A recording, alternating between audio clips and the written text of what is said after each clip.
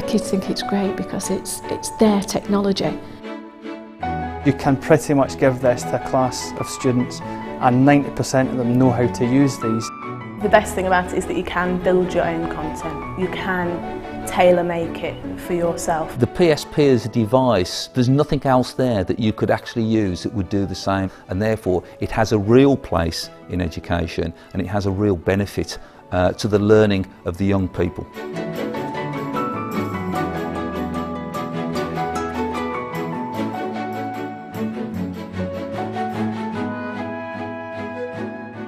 Our children are using technology every day as part of their everyday lives. And there is a disconnect between how they use technology out of school and the experience they have in school. You don't want a child to walk into the class and walk backwards in time and not use the technology that they use once they walk out of the class. I wanted to see how we could look at what PlayStation does and see if we could bring some of that technology into the classroom. When I looked at the PSP, then I found that I had the world's best media player. And forget the games, because the games are not important right now for education.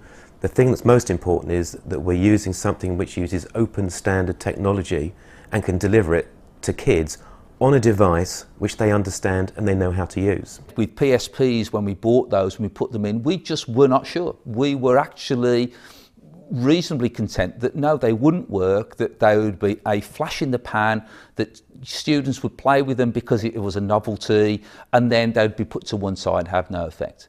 Now, in the 12 months that we've been engaged with it, we have seen absolutely no evidence that these will ever be put aside. I think there's some hurdles we have to get over before PSP, in fact any mobile device, could be used in school.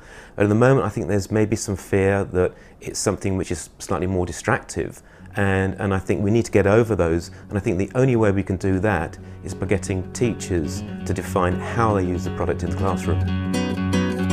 I'm Alison Carter and I'm the Deputy Head at Longwell, which is the School for the Deaf in Birmingham. The PSP has a great quality image and it takes signing beautifully, and that's what we were very, very interested in. It had to be high quality, it had to be robust. We thought that the PSPs could be really useful tools for homeschool liaison, for teaching children in their first language. Because of the video capture facility for the camera at the top, the first language use was going to be really important. We can connect the PSP up to the interactive whiteboard, and the child then sees themselves and is much more able to talk about, you know, what they've done, what's been going on in their lives. So it's a prompt as well as a great visual stimulus, and that has enabled the teachers to actually see evidence of children talking competently about home life, and they've sort of been able to get the second point on the foundation stage profile, which actually is a really measurable outcome of how valuable the PSPs are. My mum and dad thinks it's fantastic because it's really simple, it's easy to use,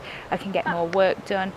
I can show them at school what I've been doing at home, and then I can show my mum and dad what I've been doing at school, and they can see what interesting things we've been up to. And it really has engaged parents phenomenally.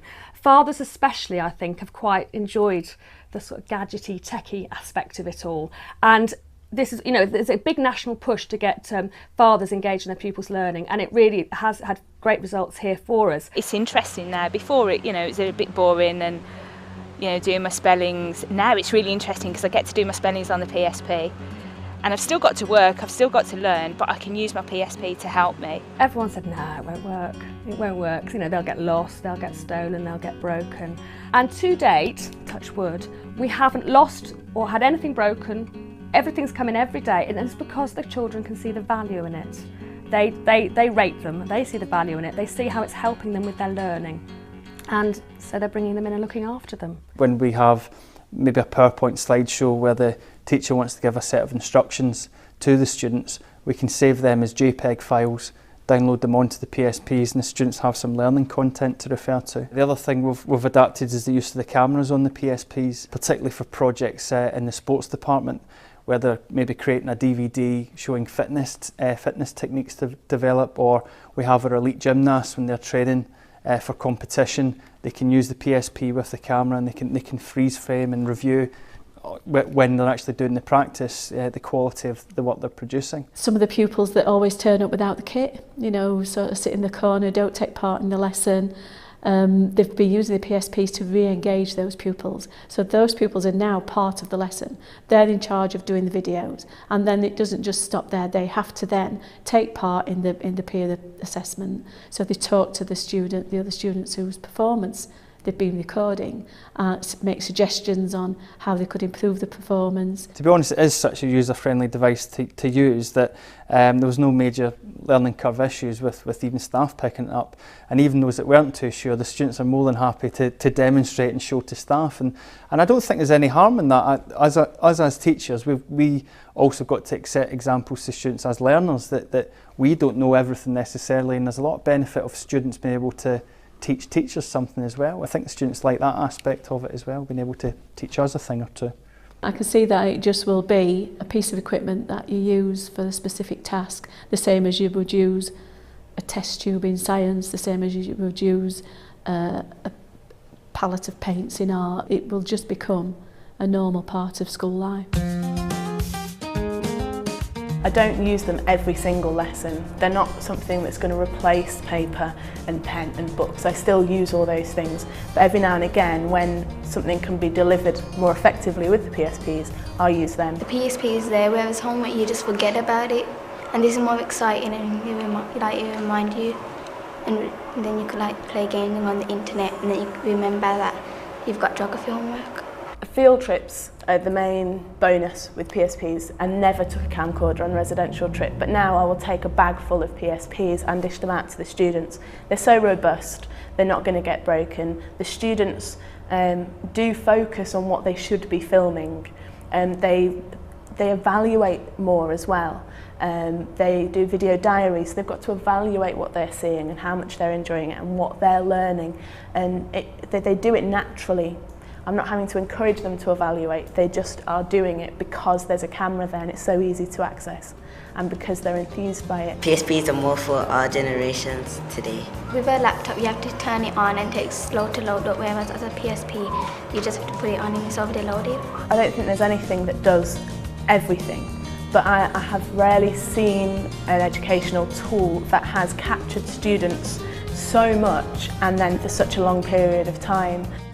We need to engage all our people, wherever they may be. Obviously the Royal Navy, along with all the armed forces, are very operational at the moment, and we need to be able to reach our people using all different kinds of innovation and all different kinds of e-media. Certainly the mobile type has got its advantages when we use it with our personnel. Lecternity is a rapid authoring software. It's used to record all our lessons here that we deliver anyway, so it's all our training, whether it be mathematics or weapons engineering. We can transfer it through Lecternity onto different multimedia formats, so it can be delivered on any sort of mobile learning platform such as the Sony PSP. If you're just using it purely as a gaming console, you're actually not using it and exploiting it to its fullest potential. I think teachers are excellent at creating their own resources that are actually completely personalised to that child, and the great thing about the PSP is you can do that. When you actually show them, you can put other content on or access websites and web pages, or they can be creative with it with the camera attachment. It does open up their minds to the potential of what the devices can do, and what a lot of them have got sitting at home they can actually bring in and use in school. I don't worry about handing them out to any class now. I know it's going to improve their learning, their enjoyment, their experience. I'm actually kind of excited that there is real potential, that the aims and objectives that we've looked at for so long are just there. You know, we have the technology that we can meet those, but we need to take the risk, we need to be imaginative, we need to go forward on this and recognise the potential.